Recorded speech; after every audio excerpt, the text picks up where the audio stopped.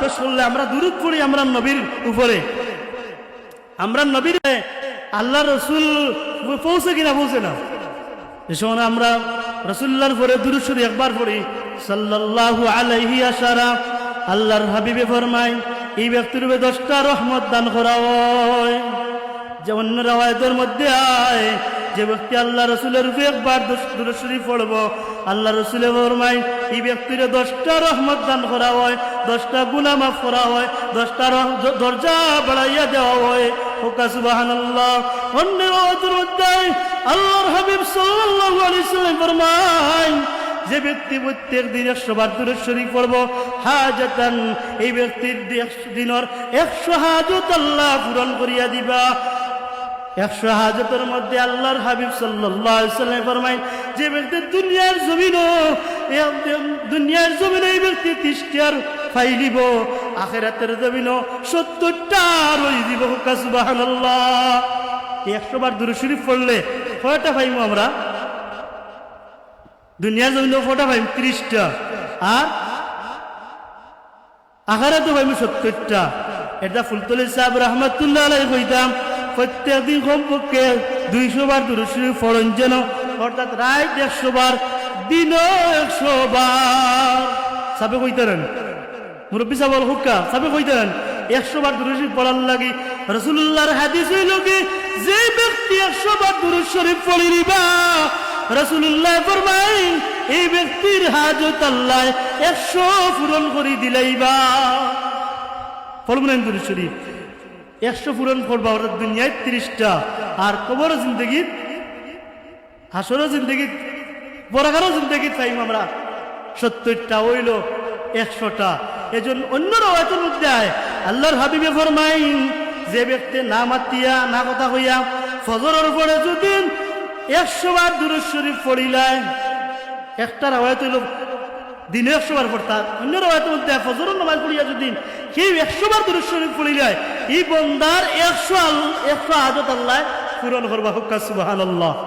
একটা হইল 100 ফজরের নামাজ পড়িয়া আমরা 100 বার পড়তাম, একটা রাওয়ায়াত মতে আনা মাতিয়া না কথা হইয়া, আর অন্য রাওয়ায়াতের মধ্যে হইল কেউ যদি 100 বার পড়িলায় এসাওয়ালা মাগরিবের আগ পর্যন্ত, ফজর থেকে গেলে মাগরিবের আগ পর্যন্ত আল্লাহ তারই দিনের 100 হাজত পুরা করবা।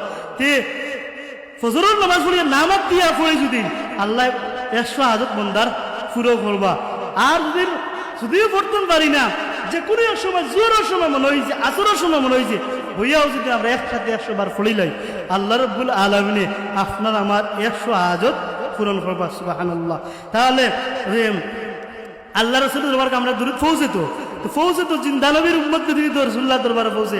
এর জন্য আল্লাহর হাবিব সাল্লাল্লাহু আলাইহি ওয়াসাল্লাম ফরমায় যে মারারতু মুসা আলাইহিস সালাম